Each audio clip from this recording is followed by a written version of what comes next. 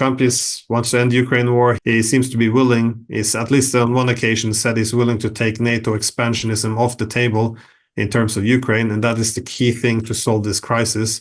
This is insane what's happening in Europe now, and this is not healthy. And you can't look at what's happening in Europe now if you don't see it in the context of the overwhelming U.S. influence.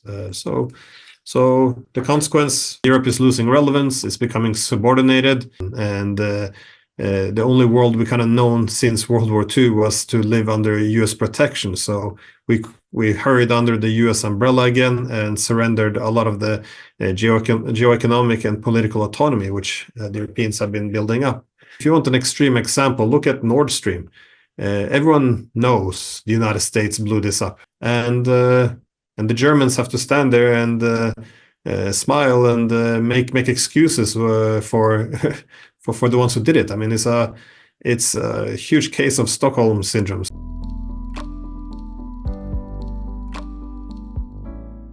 Trump is a bit of a wild card. He can say one thing and he might mean it, but how he's going to implement it is not really clear. But what is clear is that Trump is seemingly very interested to end the Ukraine war.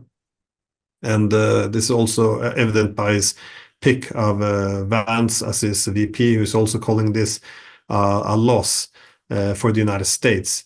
But it's not clear what he will do if he doesn't get the peace he wants. And it's important to also interpret what Trump is for, because he's not against American empire. His main concern is there's no return on investment. It's not sustainable. This is why he's always very worried that America's allies is taking it for a sucker. So we're taking all security dependent. We're taking the security guarantees, but we're not giving anything back. This is his main concern. An empire should be able to make money of its empire. Ukraine is losing investment. They're not. It's costing America billions of dollars, and you can't really defeat Russia. No one even defined what victory over the world's largest nuclear power would actually mean, especially when Russia considers this to be an existential threat. So the whole thing is it's been silly, and this is quite obvious. This is why for 2.5 years in the West we haven't talked about what victory means. And unfortunately for China, he probably would like to focus some of this against the Chinese instead, as being the main rival of the US. Hopefully he's pursuing industrial policies and subsidies and all, but and not pursuing militarizing the economic disputes. But that's not a certainty thing either. So Trump wants to end the Ukraine war. He seems to be willing, is at least on one occasion said he's willing to take NATO expansionism off the table in terms of Ukraine, and that is the key thing to solve this crisis. Of course, now we have territorial disputes too, but that is the source of the war. But it's unclear whether or not he's going to be willing to make these territorial concessions, because Trump sells himself as the great deal maker.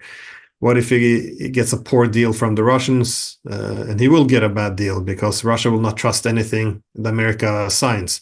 So if he doesn't get a good deal, what will he do then? That's not clear. Is he going to get his peace in 24 hours? I really doubt it. And if so, he's going to have to use huge pressure, which will maybe even just escalate the conflict. So I think, it would, but it's much better promise than the Kamala Harris presidency, I guess. So, but while I would see Trump very optimistically in terms of ending the Ukraine war, on other conflicts, be it the Israel-Palestine conflict, I think this is bipartisan consensus. They're all not pro-genocide necessarily, but they're all pro unconditional support for Israel. And the same goes for China as well. I think both the Democrats and the Republicans are quite hostile to China.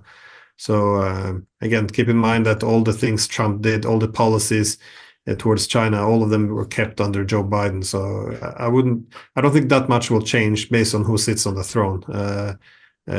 But the one exception, of course, is Ukraine. That's the one really divisive issue in American politics. I think it will be look back at a historical mistake, how we pushed the Russians out of Europe. Before 2022, we saw the Germans, the French. What were they saying? They were saying, "Listen, we can't have too many sanctions on the Russians because we're going to push them out of Europe and into the hands of China. And this will be a huge loss for the West." And the Russians could diversify who they supply their energy to, but we in Europe would not be able to diversify who we source new energy from. So now we have less reliable and more expensive energy, which is why our industries are becoming less and less competitive. As a European, I'm not happy to see this. We're just becoming more and more dependent on the US. If you want an extreme example, look at Nord Stream. Everyone knows the United States blew this up. Even, they would try to blame it on the Russians, but even the Americans are saying it wasn't the Russians, which meant it's either the Ukrainians or the Americans.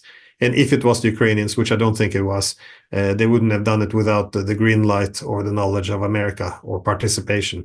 So they blew up the main gas pipelines we had, sustaining our industries, and the Germans have to stand there and smile and make excuses for the ones who did it. I mean, it's a huge case of Stockholm syndrome. 3 years ago, I published a book. It was called Europe as the Western Peninsula of Greater Eurasia. And one of the key arguments was how Europe would have to transition from the unipolar order to the multipolar order if it wanted to remain its relevance. When once you have as many other centers of power, the Europeans would have to adjust their policy in order to remain relevant. And the most important thing, again, is diversify. The Europeans need diversification, just as we spoke about the Russians need. They need to have connections with Russia. They need to have connections with China and the US. And this is a key component if you want to have also maintain proper political autonomy.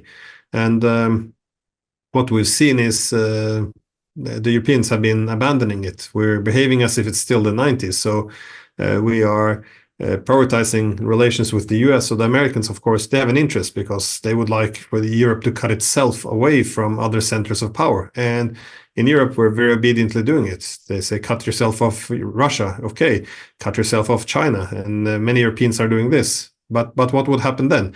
Well, we would become excessively dependent on the United States. We would not have the same economic efficiency, prosperity, so we become poor, more dependent on the US, less able to actually pursue our national interest, and you would see Europe over time become less and less relevant. And this is our failure to transition from unipolarity to multipolarity. And the only world we kind of known since World War II was to live under US protection. So we hurried under the US umbrella again and surrendered a lot of the geoeconomic and political autonomy, which the Europeans have been building up. Now, so what we see now is political independence has been largely lost. 偷偷告诉大家，我最近发现了新法宝 Royal Face 逆时奇迹系列，它有活肤露、全效精华，还有精华霜。尤其我皮肤比较偏干，所以我非常的注重保湿。保湿做得好，肌肤自然烹润。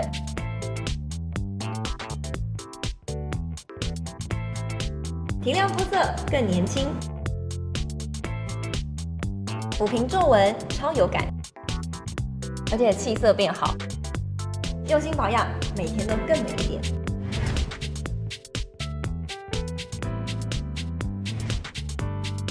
美吧。